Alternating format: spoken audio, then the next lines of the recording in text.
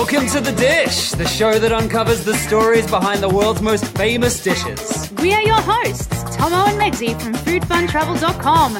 Join us and expert guests for tasty facts, foodie secrets, and more.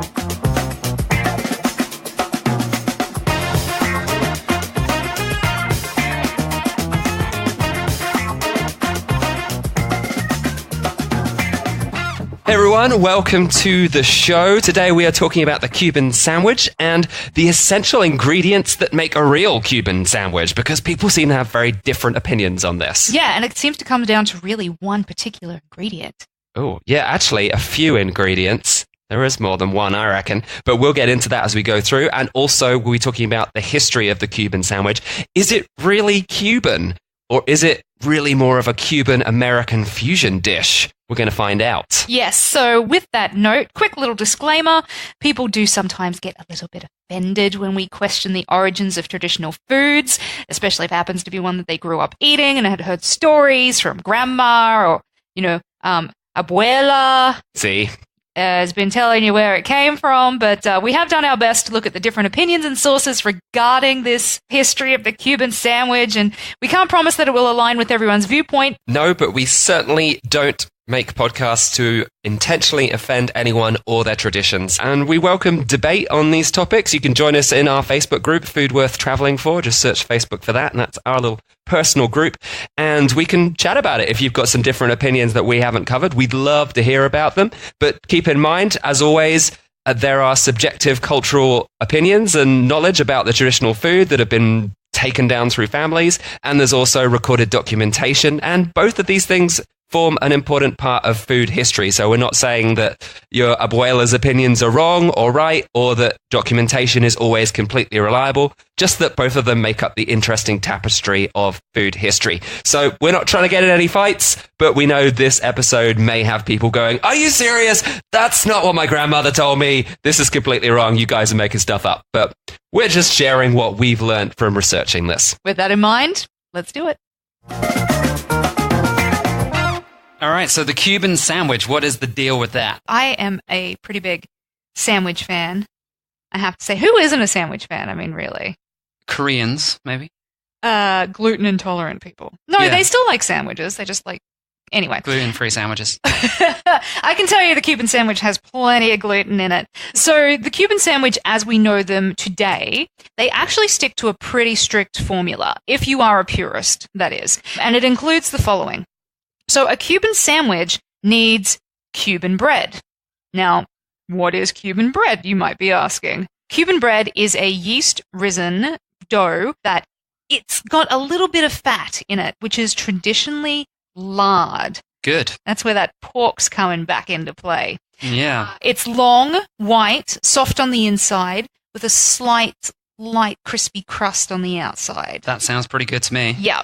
As a side note, actually, Cuban bread is best when it is eaten the same day. So they've got to get it made and get it out, because that tasty, tasty lard after a day or, the next morning hardens, and then that's when the bread gets dry. So this is very much a make in the morning, get it out, get it eaten, and when you're done, you're done. All right. Sort of thing. Well, I'm all right to eat that, so let's do it. I also learned that above all, with making proper Cuban bread, you need a moist palmetto leaf, also known as cabbage palm. You put that on top of the dough before it's baked, and the dough rises and wraps around the leaf, and that gives the bread flavor. Ah, all right. If you actually Google palmetto leaf, you'll see it, and it's just like a traditional looking, like, sort of palm thing. You'll be like, oh, that's a palm. Okay, cool. But apparently that is one of the main things that goes into giving Cuban bread the flavor that it has. I'm not saying it's from Cuba. I'm just saying it's a thing. We'll get into that. We will get into that. So, I mean, basically, it comes down to, if it ain't Cuban bread, it's just a sandwich, not a Cuban sandwich, regardless of the interior it does ingredients. depend on who's making it. Some people are very happy to have it on a French baguette. Some people are happy to have it on some, Italian loaf. I want lard. I know. Personally, I always do. I know. And if you've ever had a proper crispy Cuban sandwich, like, it's just perfect. But anyway, that's a lot of people, if you're real purist, it will have to be on this particular Cuban bread. For toppings, you will be looking for a mild smoked ham, a roasted pork marinated in that mojo spice blend, so the bitter orange, oregano, cumin, garlic, onion, vinegar, and salt. Swiss cheese. Specifically Swiss Very cheese. specifically Swiss cheese. Mustard, sometimes butter, and if you're extremely particular, exactly 3 pickles. No more, no less. All right, well, quite a few of those ingredients, like Swiss cheese specifically, were not available in Havana easily. Exactly. Which is why I'm like, is this really a Cuban sandwich? Yeah, well, we're going to get a little bit into the Yeah. history, but the eating of the particular Cuban sandwich, you may have had one before, you may have not, but you can have it 2 different ways. You can have it completely fresh, or you can have it pressed and toasted, and the machine that they use to toast it is called a plancha. And the plancha, which literally just means metal plate. Yeah. Yeah. They use this, like, pollo a la plancha is just grilled on the hot plate. Exactly. Chicken grilled on a hot plate. Spot on. So yeah, it is a flat top grill that comes from Mexico and Central America. So what they do is they get it on both sides. They compress the sandwich, which heats it. It makes that bread that nice crispy, Lardy crispy outside. awesomeness. That The sounds good. cheese melts on the inside. They cut it diagonally and then they serve it to you on a plate, which is amazing. Yep. Now there is a slight difference if you are from the areas of Tampa, Florida, and they will be adding Italian salami to their Cuban sandwiches. Interesting. Yeah, but they hotly contend that they are actually the inventors of the Cuban sandwich, but I'm Ah. going to get into that a little bit later. Yeah, because from what I remember from my geography lessons, Tampa isn't in Cuba, is it? No, it is Florida. That's what I thought. Yeah. So, there we go. Yeah. But All right. between Tampa and Miami, they're just like, "Rawr, we did it. No, it was me." It's insane. All right, so let's have a little bit look back in history. No one really actually knows where the Cuban sandwich originated from, but there are some tales. Of course, everyone likes a good tale. So some people say that the first Cuban sandwich was made more than 500 years ago by the Taino tribe in Cuba. They were one of 3 different cultures that inhabited the island before the Europeans arrived, and instead of using proper bread, which they didn't have access to, they used casabe bread. So that was made from the yuca, and what it is it would turn it into like a flat bread, so it's almost like a hard cracker. And it was made from the cassava flour, which is apparently really toxic if not cooked properly. Oh, yeah. Which I didn't know that, eating a whole bunch of yuca when I was in Central America. And I'm like, oh, toxic, yay! Hopefully they figured out how to make it these days. They so have, it's all yeah. right. Not gonna Apparently get what poisoned. you do is you grate it, you squeeze all the toxins out, you dry it into a flour, sieve it, and then, it gets cooked and all the toxins and nasty's gone. All right. Well, anything toxic sounds great. So yum So, time. yeah, I mean, I can't really say that, it's like they had some stuff Come on, there was no in pork. between some crackers. No, there was no pork. So they would have been using things like Iguana. iguana. It was an iguana flatbread. Little birds, all those other things that they could get Come their hands on. on. I know. Like, so whoever's proposing this doesn't understand what a sandwich is. I know, right? So yes, of course, when the Spaniards arrived, they did bring with them that tasty pork and ham, and that transformed the sandwich in I'm doing Inverted commas, finger things. Yes, the finger licking, pointing. Finger hookies. Yeah. That formed it into a porky heaven. But I still don't say that it's a Cuban sandwich. It was a crisp bread made in Cuba. Apparently, they also did substitute the casabe for a dough-like thing that the Spanish brought with them. But yeah, I don't know. It just seems a little for me. So let's fast forward to the late 1800s and early 1900s, and we're heading to Florida. Yeah. Yeah. So this is back in the time when travel between Cuba and Florida was easy peasy Japanesey. Like Key West and Tampa and Cuba, people were coming back and forward for employment because the big trade at that time was the cigar and tobacco factories. Mm-hmm. So a lot of people would start with a job in the cigar factories in Havana, and then they would get their family would move out to Florida and they would get a job out there, particularly in Tampa. So yeah, because of this really largely undocumented movement of people, it's really hard to say when or where this new sandwich evolved and where it came from. It is thought that the sandwich was a common lunch food for workers in the cigar factories and the sugar mills, and it was a popular lunch of the Cubans. So they really were asking for this particular thing, and they think it was like a popular thing that came from Havana, and they were asking for it more and more when they hit Tampa, and so they started making this particular sandwich for them, and because the Cubans were asking for it, they called it a Cuban sandwich. So perhaps there was some original Cuban sandwich going on in Cuba, but obviously there's not a lot of documentation to support the original one. No, absolutely no documentation at all. So all you know is that they wanted some porky stuffed on bread. Yeah, as you would. Yeah.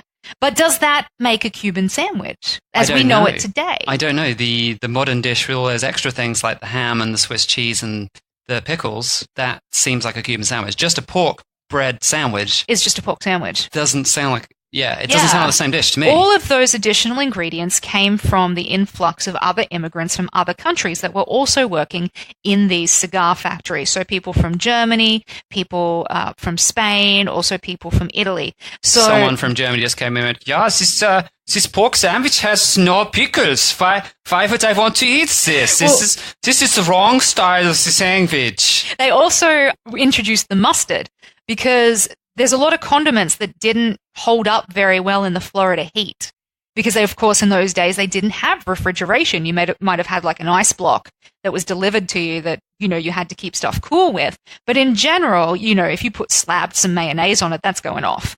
Yeah. So mustard was something that could hold up to the Florida heat, and so that was something that was introduced to the sandwich. Also, with the Italians there, the salami came in Tampa. Yeah, but not everywhere else, because I've not really had it with salami. It is very much a Tampa style. Yeah. So this is where they're saying that all these ingredients came together and formed the Cuban sandwich. So the Cuban sandwich is really the international sandwich. It kind of is, yeah. Like, really? But it came from the fact that a whole bunch of Cubans were asking. Cuban demand, yeah. International integration. So what we actually have is the first recorded mention of a distinct Cuban sandwich coming from descriptions of workers in cafes in Yorba City in Tampa around the 1900s. That's when it was first documented. Miami, as I said, fiercely lay claim that they invented the Cuban sandwich because, of course, we all know that there is a massive Cuban population there. But I think most historians tend to agree, unless if they're not from Miami or Tampa, that it actually sort of started in Tampa, but Miami popularized it and introduced it to the world.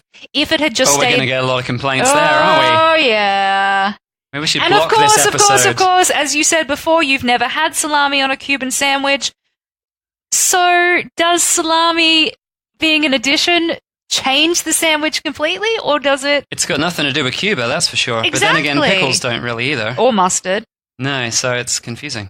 So let's have a bit of a chat about the rivalry between Tampa and Miami. Alrighty. So here's the facts. There is actually recorded evidence that the Cuban sandwich existed in Tampa in the 1900s. Yes, people could have been eating sandwiches anywhere around the world in different places. With pork and pickles. Probably they were eating that it's not saying that it wasn't going on in Miami. Someone tried to do some argument that Miami was just a swampland in the 1900s, but I looked it up and there was definitely settlements in Miami at that time. So I don't know who was going on about it just being swamp, so they're making swampy, soggy sandwiches. Probably, yeah. I saw that there were settlements in the 1900s through what I researched, so obviously they could have been making sandwiches there. But the main point is that it wasn't really until Fidel Castro's rise to power in 1959 that real solid wave of Cuban immigration started hitting Miami and really building that population there. And with them, of course, they brought their culture and cuisine. And that is when we start seeing actual evidence of the Cuban sandwich in Miami. So I think, as said before, from from evidence and whatnot, it does look like it kind of began in Tampa. And it was kind of this meaty thing in Cuba, but then it hit Miami and they sent it to the rest of the world. They put it on the world stage. So, Cuban pork sandwich. Cuban workers go, I want a pork sandwich in Tampa, and they go, cool, well, we've got these other ingredients, let's put them on.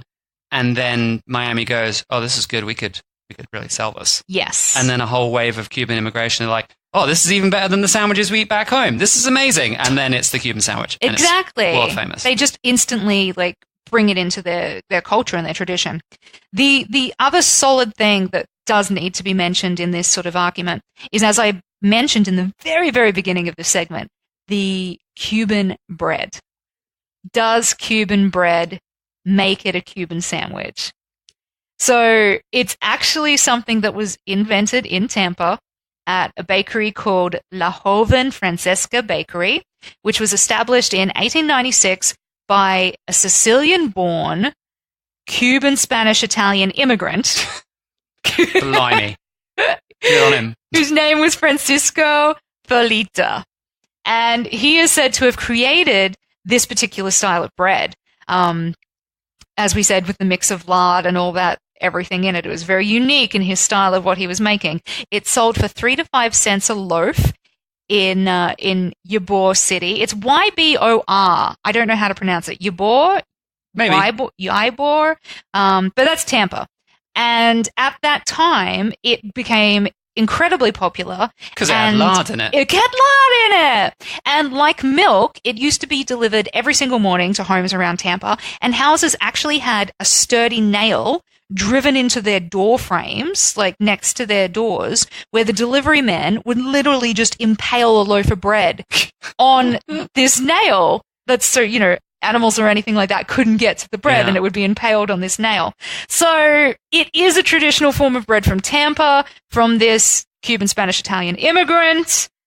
It is also the place where the first document sightings of the Cuban sandwich occurred.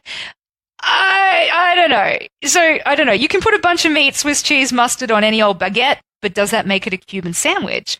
Or is it the specific Cuban bread invented by La Joven Francesca Bakery that makes it a true Cuban sandwich?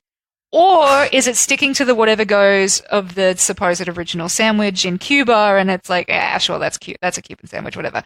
You decide. I don't know. I have absolutely no idea. I'm not getting into the argument. All I know is that I'm hungry right now. What I do know for sure is, having spent a while in Cuba, if you ordered a Cuban sandwich, you did not get all those ingredients on it.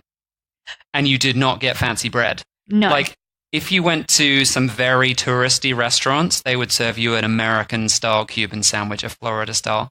But most of the local sort of state-run restaurants... And we talk about what it means to be a state-run government restaurant in our full Cuba and Havana What to Eat episode and article. And you can look that up at foodfuntravel.com/Cuba podcast. They were not serving a fancy sandwich. It might be basically a ham sandwich with some cheese, or it might be like a pork sandwich with some ham. Yeah, and so it is the difficult thing of knowing whether or not pre-revolution they would have had access to more ingredients, which would have made their sandwiches, have more fillings and be like more fancy. That I don't know. But yeah, currently as we see things, if you go to Cuba, you're not going to get the Cuban sandwich experience that you would expect. Nah, I think if you want a great Cuban sandwich right now, this year, go to Florida.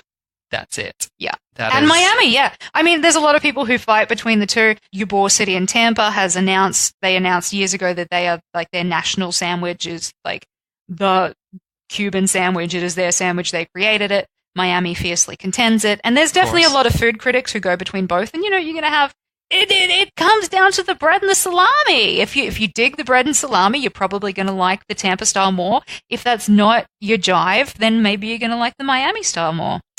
I don't know. I don't know, but go to Florida, peeps. Go try a Cuban sandwich there. If you are booking a trip to Cuba with the purpose of going to try a traditional Cuban sandwich, you will be disappointed. So make sure if you're going to Cuba, maybe give a go the ropa vieja, and the lobster enchilado. And we'll go into the stories behind those Cuban dishes and many more in our full What to Eat in Cuba and Havana episode, which is coming very soon. You can also check out the notes for that because they're already published at foodfuntravel.com/Cuba podcast, but the actual episode is coming out in just a few weeks, or it might already be out depending on when you are listening to this. But that is it for this episode. You can find the show notes about the Cuban sandwich at foodfuntravel.com/Cuban sandwich. As well as talking about food in Havana, we are going to be doing some episodes on the mojito and the daiquiri, two of Cuba's most famous cocktails, so look out for those coming soon. And that's it. So thanks for listening. Don't forget to subscribe on iTunes or wherever you listen. New subscribers help boost us up the rankings, as do new listeners. So if you've got foodie friends who might like this show, then share our podcast and help us grow it so we can go out there and make more episodes in the future and keep things running. Thanks for listening to The Dish. Don't forget to subscribe and keep this podcast on the air by giving us a 5-star review on iTunes or wherever you listen. Also, come join our foodie community on Facebook in the Food Worth Traveling For Facebook group. Catch you next time.